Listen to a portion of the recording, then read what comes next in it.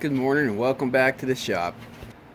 A lot of your KTMs, gases, and Husqvarnas from 2012 to current use these rubber dampeners inside of the clutch area.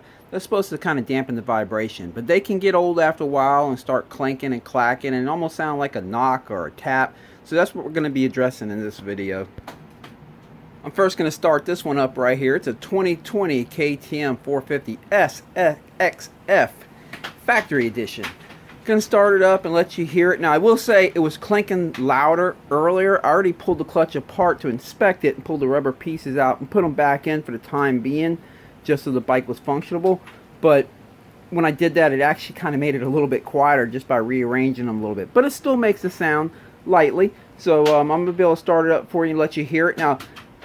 And I'll also let you know ahead of time, the way you can tell it's most likely a clutch dampener issue and not something more critical like a rod or crank bearing or something is because it will not make the sound if you pull the clutch lever in. So it's at idle, you pull the clutch lever in, it doesn't make the sound, but you let it out and all of a sudden you start hearing tick tick tick tick tick tick tick tick tick tick tick tick tick. You start hearing that type of sound, you pull it in, it goes away. It's probably your dampeners. Let me go ahead and start this one up, and what I'm going to do is, as it's idling, I'll tell you when I pull in the clutch, because I'm going to have the camera down here so you can hear it. But I'll tell you when I pull in the clutch and when I let it out. So let's do it. I can already hear it going at it. Okay, I'm going to pull the clutch in now. Listen. Now I'm going to let the clutch out.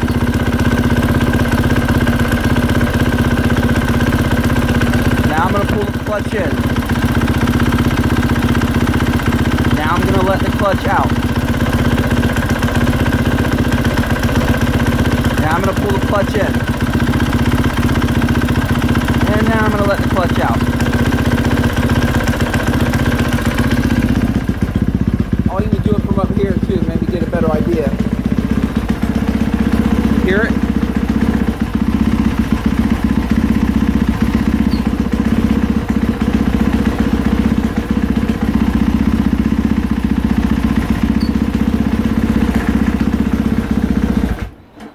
I hope that got caught on camera. Hope you heard that. But that's the sound we're going to be addressing today in this video. If yours is making that to any level, they can become louder as they get worse and worse. This one, we're catching it really early.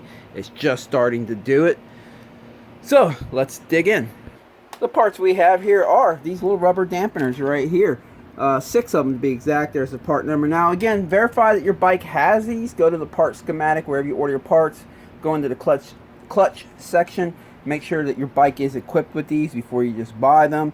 Again, a lot of them have them from the 250 SX 2-stroke to their 350s, their XCF models, their 500, the 450 models. A lot of the bikes from KTM Gas and Husqvarna use these, but some of them don't.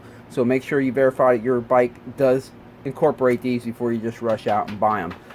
Alright, well, time to dig in the motor or the clutch, and let's swap these things out. Okay, I went ahead and laid the bike down on its side here. I have the handlebar resting on the stand. That way we don't have to drain the motor oil, because I just put new motor oil in this bike yesterday when I did the top end rebuild, so I'm looking to not have to change it again. However, I will say when you do it like this, you have to be real careful. If you drop a part, you'll have to dig it out. So you got to be real careful not to drop stuff. All right. Feel like a dentist.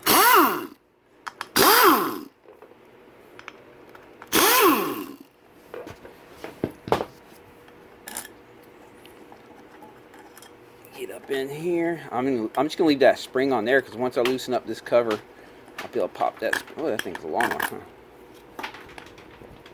Yep, that's not what she said. That one's long too. Alright, got that off of there. Come over here. Make some room for some parts over here. Okay, we got these 8mm here. Now, you'll notice there's a 1, there's a 2 underneath that bolt, and a 3 right there. Where you position this at is going to either further push in this pressure plate right here, or let it come out some. It's going to increase your clutch lever pull, how hard it is or how soft it is. Stock, they come a certain way. Like I can see this one's on number 2 right now. Sometimes people change it for their own liking. In the manual, it'll tell you, if you don't know where yours is supposed to be at, it'll tell you how to find the correct spot. But for this bike's sake, I'm just going to put it right back to where it was at. It's stock, and just go from there. So the reason I was telling you that is make sure you pay attention to where yours is at before you take it apart. Also, you can usually just tell where it was at because you'll see marks when you know where the hardware has been cinching down on it. You'll see it's marked up.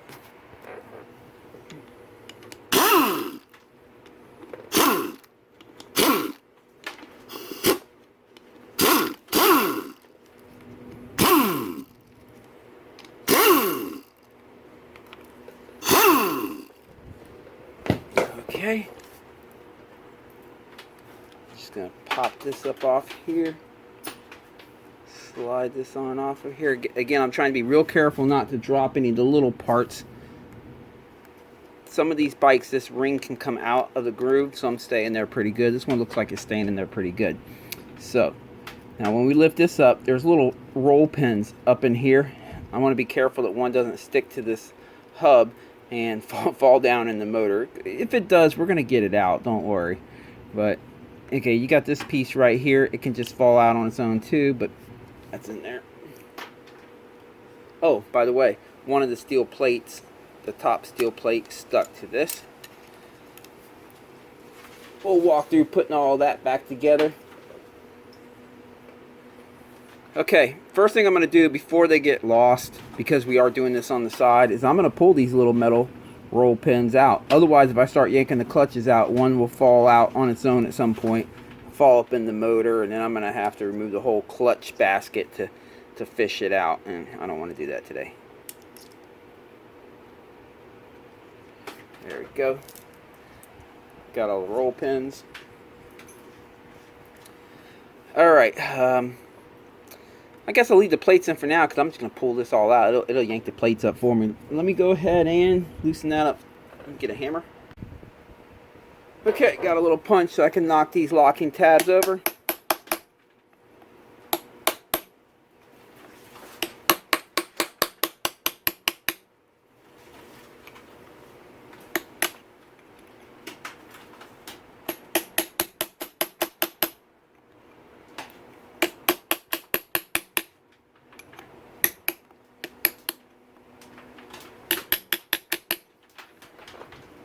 Okay, I believe that's a 27. Yes, it is.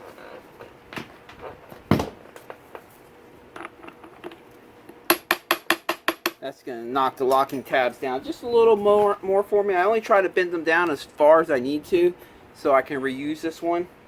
Wouldn't hurt to get a new one, but again, this guy's trying to do all this work on a budget, so I'm trying to save him as much money as we can, safely that is. Okay, I'm going to use an impact here. If you don't have an impact, oh, tough luck. No, I'm just kidding. If you don't have an impact, you can technically put the bike in gear and do the best you can to lock up the rear wheel by shoving a rag in the chain or something. It's not the best way to do it.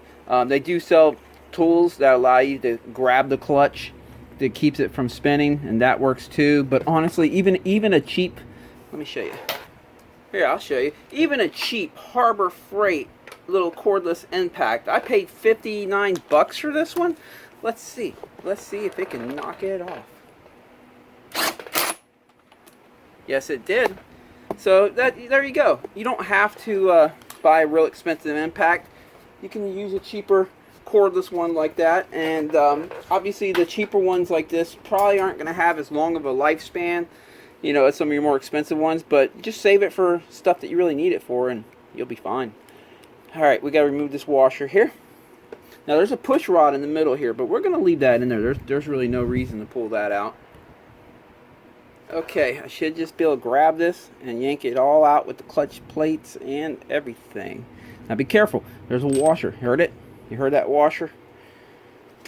This washer right here, likes to stick on the bottom of this whole inner hub. So as you're lifting it up, it will fall and go in here most likely. That's why I kind of lifted up slow and I was rocking it, hoping it would fall on its own, which it did. Go ahead and set that back on there for now. I'm just going to inspect the basket while we have it apart, look for any grooving, wear, or anything like that. This basket looks great. All right, let's go to the bench. We're going to replace these little rubber things. By the way, had I known I was just going to pull this all out with the clutch plates like that, I would have just left them little roll pins in there. You know, there's more than one way to skin a cat, and I'm kind of just winging it here. I could have left them in and just pulled them out here, but that's fine. You get the idea at least. Okay, I'm going to pull all these clutch plates up. There is a metal plate at the very bottom, so keep that in mind. It sometimes likes to stick right here. Okay, now what we have to, let me show you what makes it sound. You see how this rocks like that? Let me get something to point with and I'll show you. Okay, I got you zoomed in here. So there's little rubber things underneath here, and if they get too much, if they get too loosey-goosey, this part right here can contact that part right there, and that's the clanking that you're hearing. So let me show you. We're gonna pop this out, right? And this is where you have all the little rubber pieces. Now we can see they're already falling out of there, but let me show you where I can see that it's made contact. You can see, let's see, right there. You see that little line? That little line? It's made contact there. It looks like it's made contact right here one time. Light contacts, but it just started doing it. It just started making this sound. Definitely right here, them two. Oh, let me get it on camera. You see right here and right here. And now I'll show you in here. Let's see, it's making contact on. Okay, which side was it making contact on? This side. Okay. You can see it's shiny right there. See that? That hit. Let's spin. Look for another spot right here. This one I can tell it's hit. Oh, let me get it in focus here. I can tell it's hit right there once. Oh, definitely right here. Another shiny spot if I can get it to focus. So, and it can get worse, right? Here's another shiny spot. So it's definitely hit. And it can get worse. If it gets bad enough, it can actually start breaking these off, and you don't want that. So once your motor starts making these little clunkety clunk sounds, it's a good time to go ahead and replace some little rubber dampeners. Alright, so let's get them little suckers out of there. Okay, got them out, all of them. Gloves off here, but you can see some of these have split. The new ones are not split like that, so they have split. And obviously the little, I'll show you a new one in a minute, the little piece that connects them together is broken, but yeah, this one's split. Let's see what else we have here. See if we have some more split ones. I bet you it's the ones that were split where I was making contact. That one's split. This one's split. So that's what we're dealing with here. Now we have all these little new ones. They all come in these little bags, so I'm going to have to sit here and open one bag at a time. Wish they would just sell it like one big kit. Now you can see these are not split. They have that little piece right there that holds it together. And all you have to do is just pop it in the seat like that. And you really can't get it wrong, because as long as you put that little rubber tab, let me show you what I mean here. Get out of there. If you notice, this side's fatter than that side, right? But if you were to put it upside down, this little rubber tab would be up top, and then this is going to catch it on the way in. Now you see they have that little cutout right there. That's for that piece. So that gives you an indication of which direction these go. So if you put that little rubber piece that holds them together down on the bottom, you're going to be fine. So let me go ahead and pull the rest of these out of the bag and pop them in the correct way, just like that one. Alright, let me finish this up. Alright, did a few of them off camera. Got one last one left here. There we go. Okay, I got all the new ones in place. Make sure you have them fully seated all the way back against the back wall. And we're going to attempt to slide this sucker right on in here.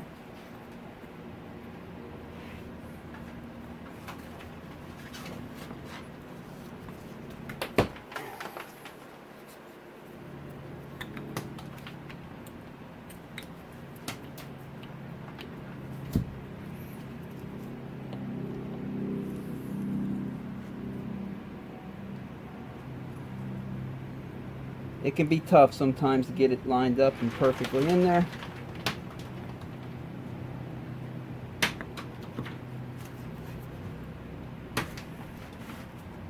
Let me grab something, make sure they're all out of the way, and spread open so it can slide on in. There we go.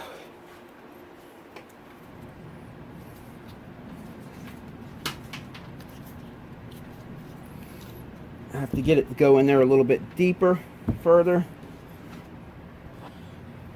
The friction's pretty high. Let me try this.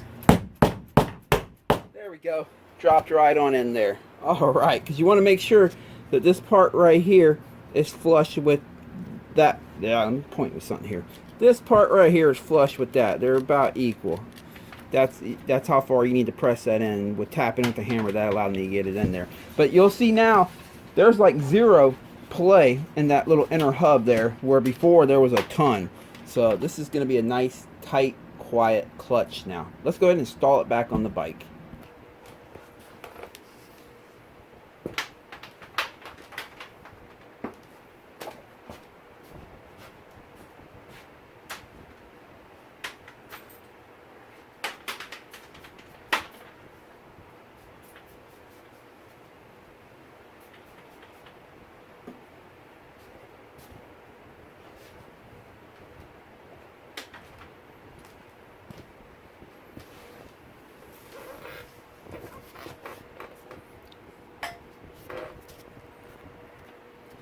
So now we'll slide this bad boy back on there. There you go. And put this lock washer back on. Make sure that tab, the sharp pointed tab there, not the two other ones, but the sharp one goes into that little groove right there. There we go. Okay, I'm first going to set a steel plate in there gently. Now, I'm going to put them in the same order that they came out. See how this one has an S written on it right here, and this was the plate that was closest to the motor, and that was the side that it was riding on right there. So I'm going to slide that in, but before I do, you want to pay attention to where these roll pins go into. It looks like there would be two spots where they can slide into right here, like this one right here, but I can see that's a smaller little hole.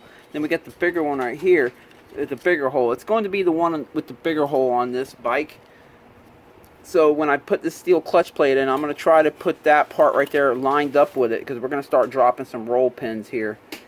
Roll pins in here. The reason I start with one steel plate in there before I start putting the roll pins in, because it does kind of help hold the roll pins in and fall. It keeps them from falling off as easily. So now I'm just going to put each one in their seat.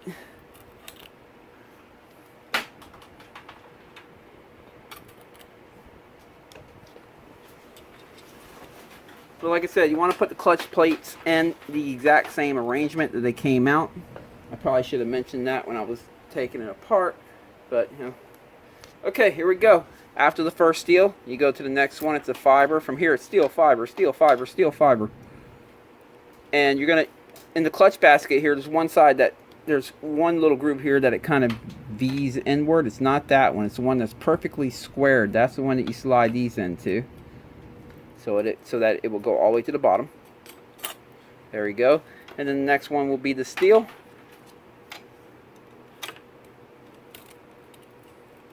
Let me get these clutches out of my hand here. Alright. Goes on this way.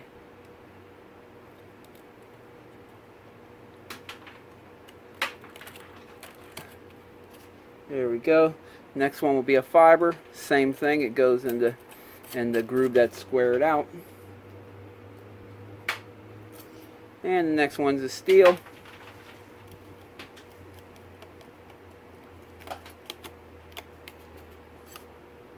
And a fiber. These are pretty toasty. He's definitely about due. He says they're gripping just fine. And he does notice, and I noticed it too, a little bit of drag when you first fire up the bike and first put it in gear, but as soon as it warms up, that goes away. And so he's aware that they are aged. That's what I would call these clutches. I wouldn't say they're bad. They're just aged. And they kind of lost that new, fresh feeling. But he claims that they're not slipping or anything, so he's good with it.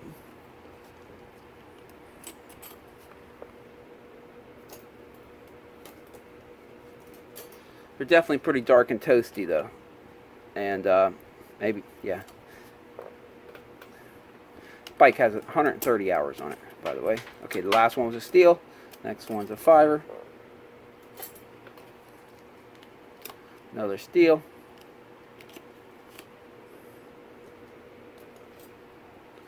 Another fiber. Another steel.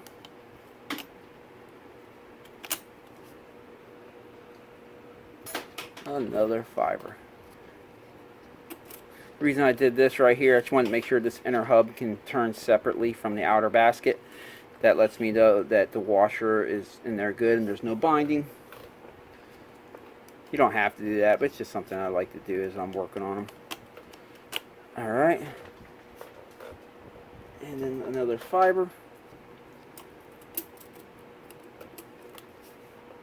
And the very last steel, the one that was stuck on here.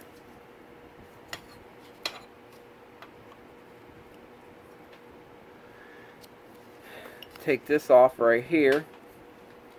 Pop it in the center section. There we go. And then these roll pins right here, they're going to line up with the holes on there. Make sure it goes all the way down, and when it's all the way down, you'll be able to see that roll pins are almost or pretty much flush with the pressure plate. I'll set this on here gently. Hold it in place.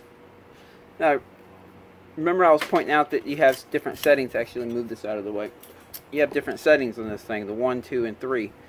You can see 1, 2, get the light off of it, 3. There. If you look on this side, you'll see that it has different ramps here, different sections. So as you turn it, as you choose a different 1, 2, or 3, it's going to ride on this on a different step, these steps right here.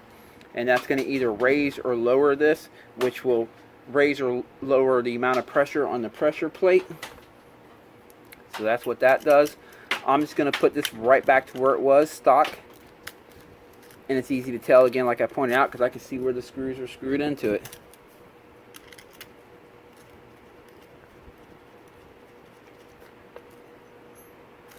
Just going to put these in by finger first, tight.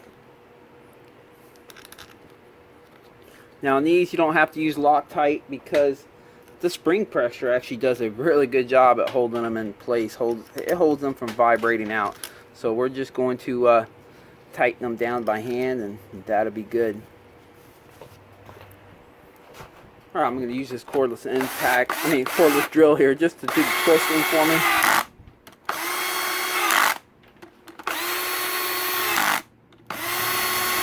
The old Black & Decker. There you go. That did all the twisting for me. Now I'll tighten them up by hand, torque them down by hand. I'm just going to grab the clutch here and just snug them down. You don't want to go crazy with them. You can actually break or strip them out.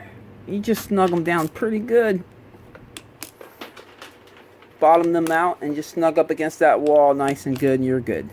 I'm going to go through all the way around, make sure I got them, make sure I didn't forget one of them.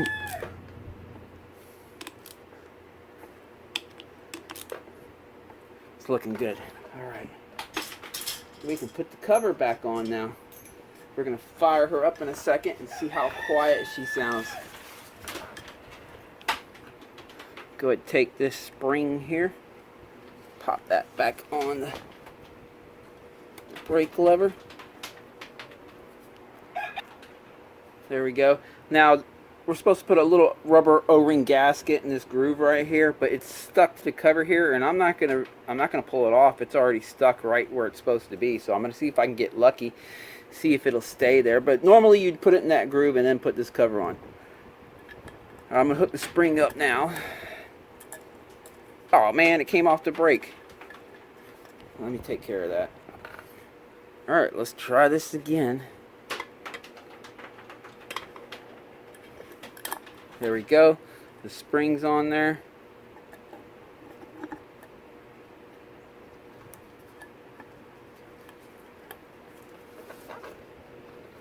Yeah, I think that gasket actually, the rubber gasket actually stayed on there just fine. That's good.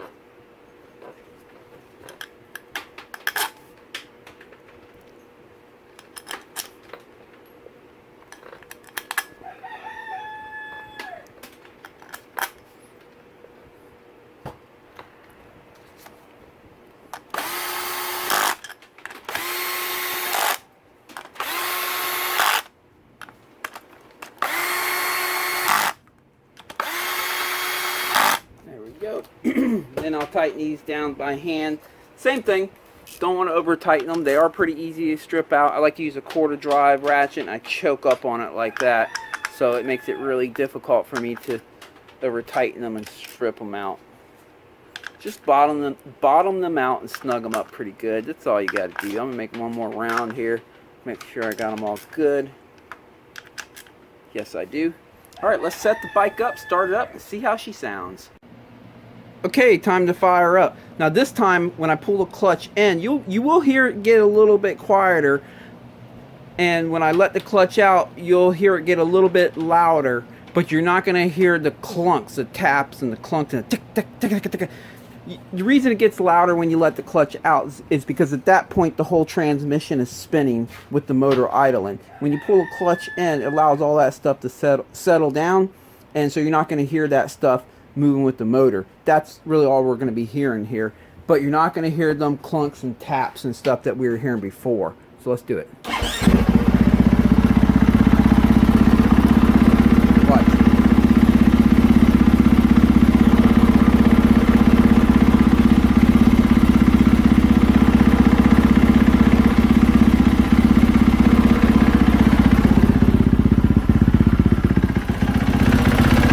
Clutch is out.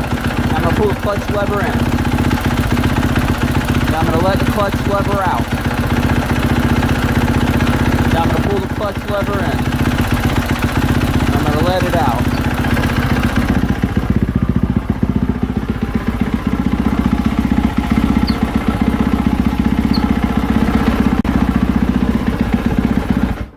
And that's how it should sound. That's how they sound normal. That's how a clutch sounds even when they're brand new. That is normal. Now, to verify that my job is done correctly, I'm at least going to pop her in gear with the clutch in and just make sure all that's good. So let's do that.